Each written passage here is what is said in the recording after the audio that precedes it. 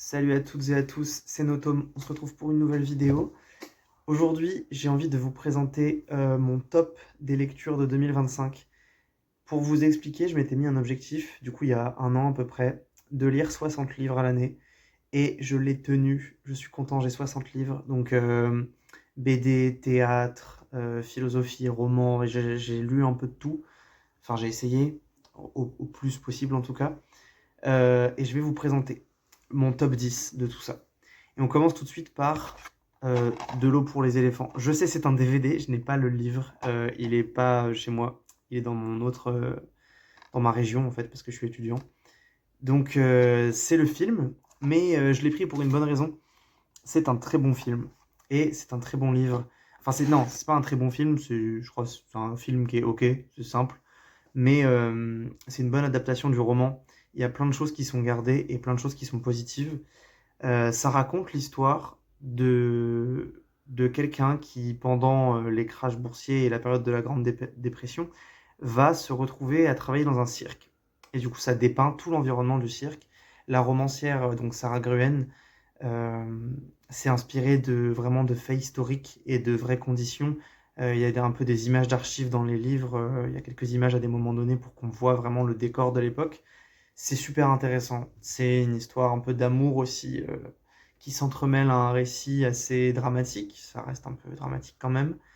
C'est hyper haletant. On est dans l'histoire tout de suite. C'est un livre qui est assez long, c'est 400 pages, je crois. Un peu plus de 400 pages, il me semble. Et franchement, c'est super.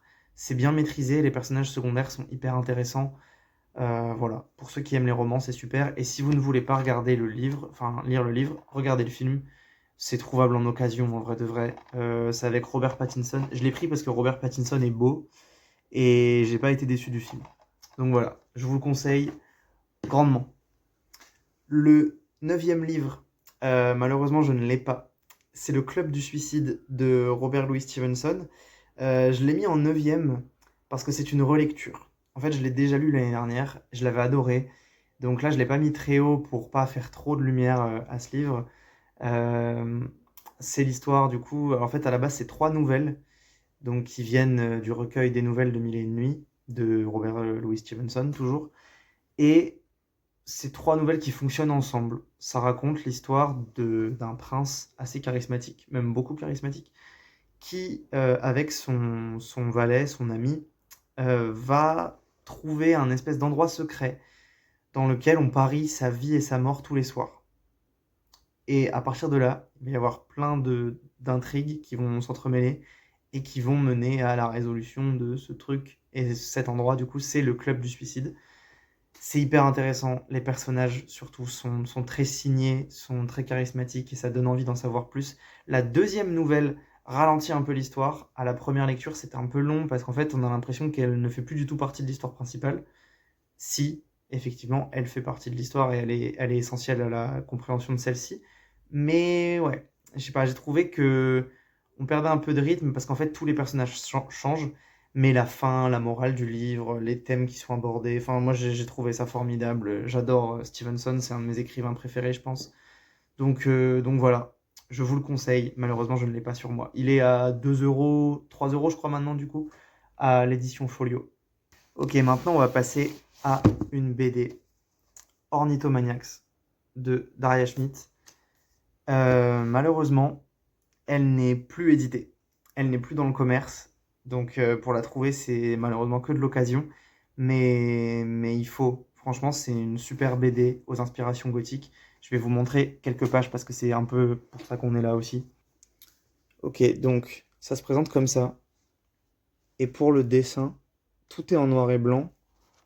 Mais voilà, c'est un dessin que je trouve vraiment super détaillé, qui est super beau dans ses ombrages, dans ses textures. Enfin, ça colle de zinzin à l'ambiance de la BD. Moi, vraiment, j'étais fan. On sent tout de suite le style gothique, l'ambiance très sombre. Moi, j'ai adoré. Voilà, je ne saurais pas vous dire plus. Ça a été conseillé par une amie d'amis et je ne regrette rien, vraiment. Ça m'a coûté 20 euros en occasion, ça reste quand même une BD qui est un peu chère, mais personnellement, je suis fan. pour la troisième BD. Il s'agit de Talion. C'est une BD en 3 tomes qui est un peu post-apocalyptique. En gros, la Terre est tellement polluée que l'humanité n'a plus vraiment de ressources pour vivre. L'eau est polluée et plus rien n'est buvable en fait. Plus rien n'est potable, pardon. Donc, tout le monde est un peu dans la galère. Et ça m'a fait beaucoup penser à Arcane pour ceux qui ont vu la série. Il y a tout en haut les gens riches qui vont contrôler les dernières ressources. Et plus tu es en bas dans la ville, plus les gens crèvent et c'est la pauvreté, c'est la misère et voilà. Et on va suivre du coup, je ne sais plus son prénom, mais ce personnage. Donc ça c'est le tome 1. C'est d'une beauté que je trouve formidable. Non, ça c'est le tome 3. Hop. Voilà le tome 2, Veine. Le premier c'est Racine. Et le troisième c'est Cœur. Je vais parler plus de la série dans son ensemble, mais le tome 3 m'a particulièrement plu parce qu'il met, je trouve, une vraie réflexion sur comment on fait après le désastre écologique qu'on a causé. Qu'est-ce que c'est? C'est quoi la rédemption? C'est quoi l'après de ce truc-là? Comment on survit? Est-ce qu'on survit? Et j'ai trouvé ça super. Et puis c'est un tome, en fait, j'ai bien aimé parce que les covers sont respectés. Le deuxième a des connotations beaucoup plus rouges, beaucoup plus obscures, et un peu cette question de crise. Dans le premier, c'est vraiment bleu, gris, c'est très triste, ça montre surtout le décor en fait autour. Et le troisième, bon, le troisième en dit un petit peu. On peut voir un arbre, de la lumière, voilà, mais je ne vais pas en parler parce que ce serait un peu trop spoil. Mais franchement, c'est une super série de BD. C'est un coup, c'est sûr. Moi, je les ai reçus en cadeau pour la plupart. Le 2 et le 1 et le 2, je crois, je les ai eu en cadeau et le 3, je l'ai racheté. Donc ça m'a coûté que 15 euros, mais voilà, c'est 15 euros par tome. Si vous aimez la dystopie, si vous avez aimé Arcane, vous aimerez bien ça. Non, pas la dystopie, surtout le post-apocalyptique. Mais il n'y a pas de zombies ou de choses comme ça. C'est vraiment un post-apocalyptique écologique en fait. J'ai dit voilà, mais en fait non, on n'en a pas fini. Parce que je ne vous ai pas montré 2-3 images de cette BD. Donc on va le faire tout de suite. Voilà à quoi ça ressemble sur le dessin. C'est de très belles images. Vous voyez pas, il y a la lumière, pardon. Hop. Voilà. Moi j'ai adoré le trait. En fait, ça se prête particulièrement à l'histoire. Il sait beaucoup mettre en scène les bâtiments. Je trouve qu'au niveau de l'architecture, il y a vraiment un travail qui est maîtrisé. Ça se sent. Moi, je sais pas, c'est ce qui m'a le plus plu. Et j'ai l'impression que dans la vie générale, les gens ont aimé la BD beaucoup pour ça. Donc voilà. Maintenant, on va parler de Colette. C'est un livre que j'ai eu gratuitement parce que c'était offert pour 2 livres au Furet du Nord. J'achète rarement là-bas, mais bon, quand il y a des livres offerts, j'y vais un petit peu. Donc c'est de Chambre d'hôtel qu'on va parler. Dans celle-ci, il y a 2 histoires. Chambre d'hôtel, c'est la moitié de ça, donc c'est vraiment court. Mais Colette, c'est la seule chose que j'ai lue d'elle, donc les deux, La Lune de pluie et La Chambre d'hôtel. J'ai adoré les deux, plus La Chambre d'hôtel, parce que j'ai trouvé que, je sais pas, il y avait tout son style qui ressortait plus. Enfin, ça ressemblait à aucune autre lecture. C'était très très bien décrit, très très bien illustré. Enfin, les personnages sont hyper singuliers. C'est une écriture qui est riche, il y a plein de mots de vocabulaire assez recherchés. Enfin, ouais, non, c'est vraiment une écriture très enrichie, même dans ce qu'elle propose, dans sa vision. Dans Chambre d'hôtel, elle parle d'elle. Et je sais pas si c'est une vraie histoire, mais en tout cas, c'était elle qui, dans une chambre d'hôtel, va être au courant des infidélités du mari de quelqu'un, d'une autre femme, du coup. Je crois que c'est ça. Je suis même plus sûr, hein, honnêtement, j'en parle surtout pour la forme plus que le fond. L'histoire en soi, bon, elle était cool, mais c'est ce qu'elle permettait qui était vraiment mieux. Et ouais, voilà. Je saurais pas quoi trop vous dire de plus. Colette, je trouve qu'on n'en parle pas assez. Elle est connue, son nom est resté, mais les gens la connaissent de nom, mais parlent pas forcément de ses écritures. Et, enfin, de son écriture et de ses écrits. Mais ouais, non. C'est très court en plus, hein. Je crois que c'est du 80 pages, Chambre d'hôtel. Voilà, je ne peux que vous le conseiller si vous cherchez une écriture avec un vocabulaire assez recherché et une élégance certaine. On arrive au top 5, La mécanique du cœur. de Mathias Malzieu. Il me semble que j'en ai déjà parlé dans ma review des 4 livres, il me semble que je l'avais mentionné, je suis plus sûr. Mais La mécanique du cœur, donc qui est un de mes livres préférés au monde, enfin une de mes œuvres préférées. J'ai préféré le film au livre qui est excellent. Le film est formidable. J'ai la cover d'ailleurs, je vais vous la chercher. Voilà, j'ai le DVD de La mécanique du cœur, pas la cover, mais la cover du DVD, je la trouve super. Voilà, donc j'ai les deux, et les deux sont formidables. Je vous conseille vraiment de soit lire le livre, soit regarder le film, soit faire les deux. En vrai, les deux sont bien parce que c'est pas la même chose. La fin du livre n'est pas la même fin que dans le film. Je ne sais pas laquelle j'ai préférée. Je ne sais pas. Mais en tout cas, lire le livre que cette année, pour la première fois, alors que j'avais le film en tête depuis des années, c'était particulier. On reste toujours dans cette écriture entre réel et imaginaire. Enfin, La mécanique du cœur, du coup, c'est vraiment une fiction et ça se passe dans un univers totalement imaginaire, mais, enfin, non, c'est un univers qui, dans le DVD, a l'air imaginaire, mais en fait, c'est le monde réel, c'est des lieux qui existent en vrai. C'est Édimbourg, c'est l'Andalousie, voilà. Mais c'est retranscrit avec la vision de Mathias Malzieu, qui, du coup, est une vision assez imaginaire. Voilà. Donc, euh, Donc je vous conseille le film plus que le livre, parce que le film c'est les musiques de Dionysos, donc le groupe de Mathias Malzieu. Il y a le CD aussi de La mécanique du cœur, je ne l'ai pas. Je l'aurai bientôt, mais je ne l'ai pas encore. Tout est super, honnêtement tout est super, même si vous ne pouvez pas regarder soit le DVD, soit lire le livre, je vous conseille au moins d'écouter les musiques, soit sur YouTube, soit sur des plateformes de streaming, tout ce que vous voulez. Mais c'est une œuvre dont il ne faut pas passer à côté, je trouve. Et voilà. L'histoire, j'en ai même pas parlé. L'histoire, c'est Jack qui est né avec une horloge à la place du cœur. Donc ça va changer tout son rapport au monde et son rapport à lui-même et aux autres, etc. Et il va tomber amoureux, chose qui lui était fortement déconseillée. Et il va faire un voyage pour aller retrouver cette fille. Voilà, je vais m'arrêter là, vous n'avez pas besoin de plus. Et voilà, je vous le conseille, Jack et la mécanique du cœur, donc en DVD et la mécanique du cœur seulement en livre et en CD. Ensuite, on arrive aux 4 derniers livres. Je vais parler de Rimbaud, que j'ai un peu en fait découvert cette année.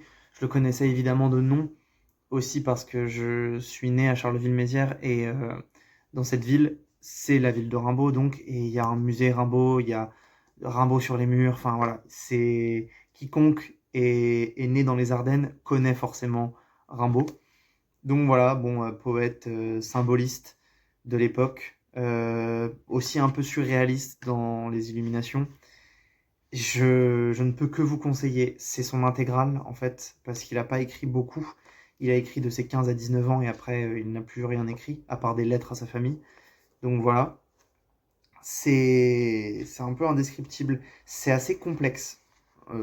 J'ai pas tout compris. J'ai compris beaucoup les cahiers de Douai qui sont assez accessibles, mais les illuminations et une saison en enfer, j'ai eu un peu plus de mal. Mais c'est un livre en fait que je veux garder et que je veux relire en grandissant.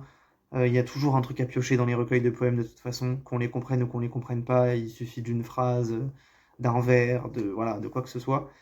Donc je ne peux que le conseiller. C'est 3 euros et c'est toute une carrière, c'est tout un contexte aussi de l'époque.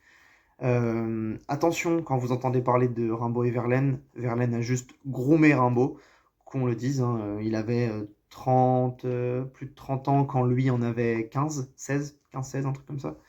Donc voilà, ce n'est pas la romance qu'on vous vend. Et, oui, moi je dirais que Les Cahiers de Douai, c'est quand même le meilleur. Parce que c'est dedans qu'on retrouve Le Dormeur du Val notamment, et d'autres à la bohème, les choses comme ça. À la musique et ma bohème, pardon. Voilà. Lisez Rimbaud, c'est hyper important pour comprendre comment la poésie change et comment elle peut changer tout en restant un peu complexe et saisissante. Je ne sais pas quoi vous dire d'autre. De toute façon, je ne peux pas être objectif. Rimbaud, je suis fan. Ensuite, on a du coup Les Nuits Blanches de Dostoïevski. J'allais chercher le livre, mais en fait, non, je n'ai pas le livre, je l'ai prêté à quelqu'un. Donc, Les Nuits Blanches de Dostoïevski, c'est un livre qui a un peu fait parler de lui récemment sur Insta, les réseaux sociaux, tout ça. Et je me suis dit, allez, J'avais jamais lu de Dostoïevski, j'ai acheté celui-là et Le Joueur. Le Joueur, je l'ai pas encore lu, ce sera en 2026 du coup. Et c'était super.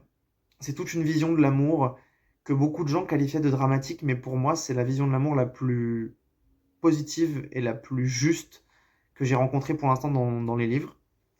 C'est quelqu'un qui, en fait, va rencontrer donc un homme qui va rencontrer une femme la nuit, Nastenka, et suite à cette rencontre, il va y avoir 4 nuits. Et elle va lui parler du coup de l'homme qu'elle aime, d'amour, de vie, de plein de choses. C'est très court, hein, c'est vraiment 4 nuits qui sont racontées et pas sur de très longues pages. Ça fait moins de 100 pages, je crois, Les Nuits Blanches. C'est un bon premier Dostoïevski, je trouve, pour capter un peu son rapport au monde, ses idées. Moi, j'ai adoré parce que ça parle d'amour et globalement tout ce qui parle d'amour, j'adore. Et ouais, ce n'est pas le drame qu'on vous vend. Il faut pas le voir comme une histoire tragique. Je pense que il y a plus à rechercher là-dedans que juste ouin ouin, le pauvre. C'est pas ça. Sans trop spoil, clairement, c'est un Dostoïevski. La fin n'est pas une fin heureuse. Mais pourtant, j'ai un peu envie de dire que si. Mais voilà, faut lire le livre. J'ai pas envie de spoil ici. Mais je vous le conseille beaucoup. Les Nuits Blanches de Dostoïevski, c'est l'édition Babel que j'avais pris parce qu'elle est super. Mais elle coûte un peu cher, je crois qu'elle était à 8 euros, 8-9 euros, je sais plus. Mais vous pouvez trouver ça facilement. Je sais qu'il y a Folio qui l'a édité aussi. Bref, voilà, je vous le conseille. Ensuite, ah,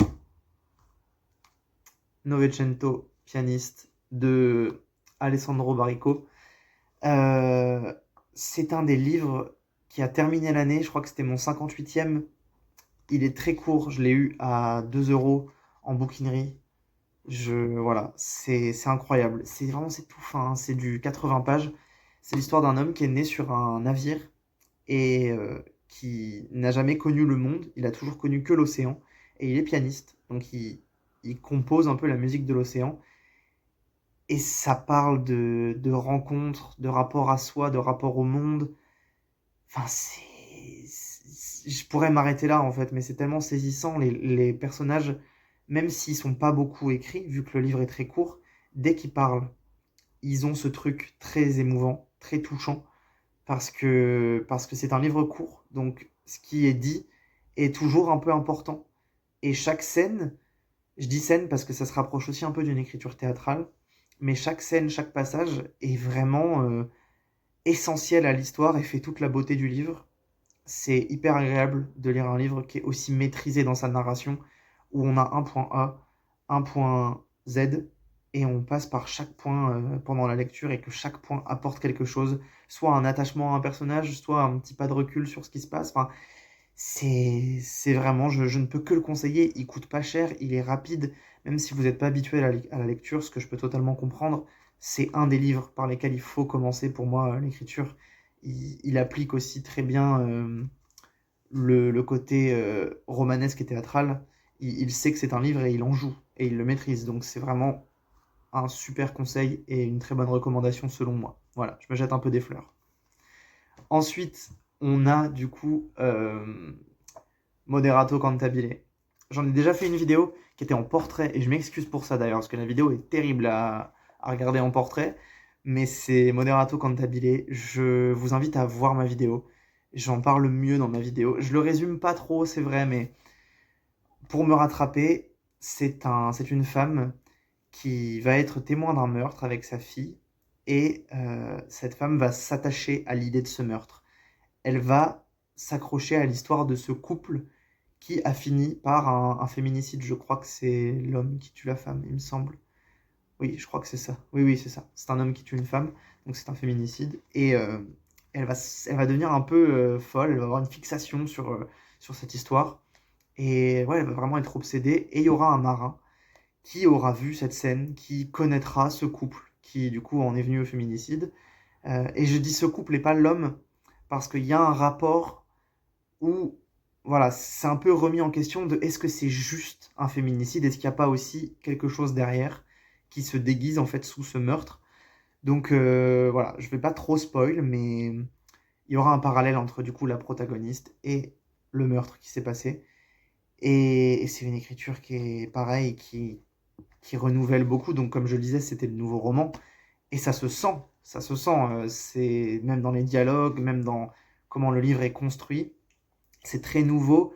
On s'y attache beaucoup. On a l'impression des fois que c'est un peu pompeux, que c'est un peu abstrait, que voilà, c'est faut l'interpréter, etc. Et moi, je trouve pas. Enfin, il y a ce côté d'interprétation évidemment, mais le livre donne assez d'indices et est assez clair sur les potentiels sentiments que la protagoniste ressent et sur ce qui pourrait se passer. Donc voilà, c'est pas le livre prétentieux et pompeux qu'on pourrait croire. Faut vraiment le terminer et pas hésiter à aller au bout.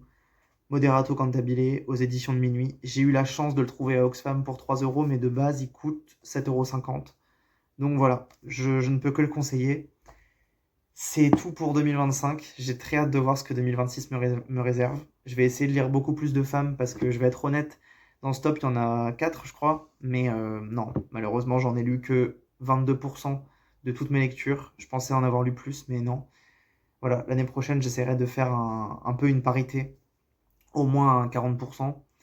Et je vous dirai, dans un an, mon top 10 des lectures 2026. Je pense que je serai environ à 60, hein. Je vais pas me mettre plus parce que j'ai pas forcément plus de temps pour lire. Et voilà. Merci à tous pour votre écoute, à toutes et à tous. Et on se retrouve très vite pour de prochaines vidéos. Merci de suivre la chaîne, ça me fait chaud au cœur dès que je reçois des commentaires. Je suis fan, j'ai une trop bonne idée. Et merci d'être là, parce qu'on ne se connaît pas et vous participez, c'est super, j'adore. Salut tout le monde, à la prochaine et bonne fête à tous.